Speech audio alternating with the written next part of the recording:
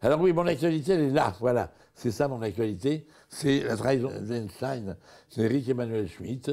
C'est une très très belle pièce, c'est du sur-mesure pour Francis Huster et pour moi. Du sur-mesure parce qu'il a écrit sa pièce et nous avons fait quelques lectures avant l'été, avant qu'on commence à répéter, parce que nous jouons depuis le début de l'année seulement.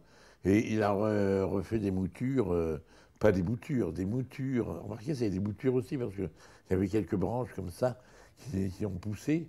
Et sur mon rôle, et sur celui de Einstein, que joue Francis Huster. Voilà, on est au théâtre Rive Gauche. C'est un spectacle qui va durer à peu près jusqu'au 20 juin. On peut dire que c'est un succès. C'est plein tous les jours. Il y a même des jours où on refuse du monde.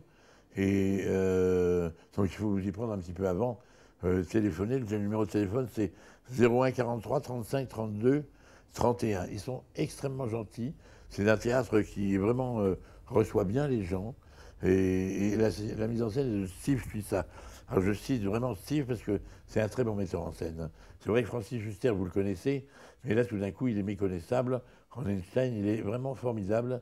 Et on fait un couple de théâtre vraiment très, très complice. Et ça marche très très bien auprès de tout le public pour l'instant qu'on a eu. On en est à peu près à la 50e. Et les gens sont vraiment emballés par l'histoire qui est intéressante. Einstein, c'est la première fois en fait que Einstein est mis sur une scène de théâtre.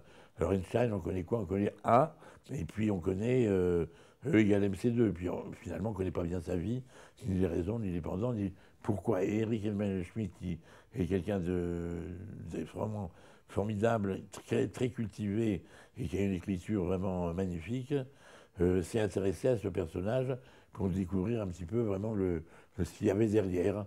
Et surtout, le doute que cet homme a eu par rapport à ses recherches, à la bombe atomique évidemment. Et ce sont les 19 dernières années qu'il passe aux États-Unis, à New Jersey.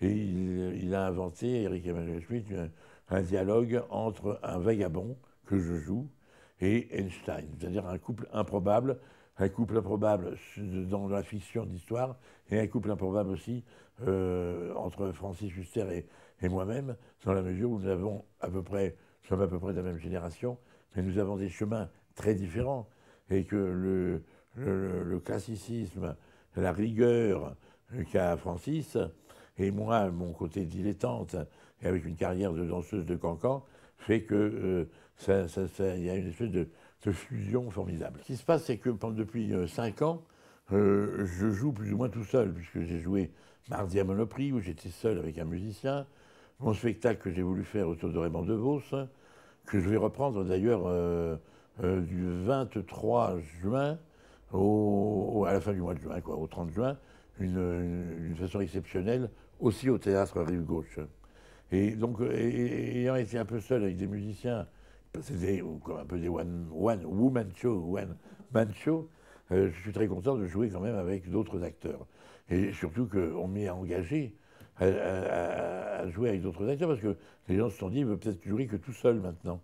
Alors finalement, non, je suis très content d'être dans une vraie pièce avec 2 autres acteurs. Il y a Dan Ellsberg, qui fait aussi le personnage du FBI, qui vient m'emmerder pour que je lui donne des renseignements sur Einstein. Je suis très avec une fenêtre oui, à Paris, on joue à Paris, on a un succès. Alors d'après mon agent, oui, on va avoir d'autres propositions, sûrement, peut-être au cinéma, à la télé, ou en tout cas au théâtre. J'en ai vraiment beaucoup d'autres qui se présentent et qui m'intéressent. Maintenant, j'ai aussi quelques projets de cinéma, mais pas depuis que je joue la trahison d'Einstein, mais qui sont là et qui traînent. Et vous le savez, le cinéma, on est, je sais, entre guillemets, en crise, et financière surtout. Et le cinéma, les projets que j'ai ne sont pas complètement montés, où ils se démontent, ils se remontent. J'avais un film, par exemple, que je devais faire l'année dernière avec Andrea Ferréol, et qui, 1 mois et demi avant qu'on tourne, qui s'est annulé faute de pépettes. Donc, on ne peut pas beaucoup compter sur ces projets. Alors, j'ai des projets parce que ce dont j'appelle des projets, c'est des belles histoires avec un beau rôle et quelque chose qui m'emballe et qui me plaît.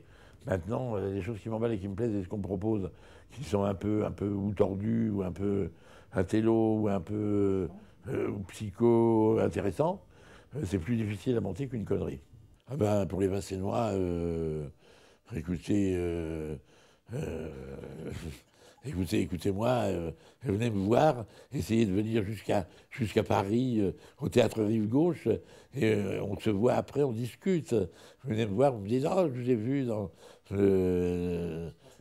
la scène télé, et puis on se boit un gosé, mais moi je boirais de l'eau, évidemment, ou alors un jus de citron, peut-être.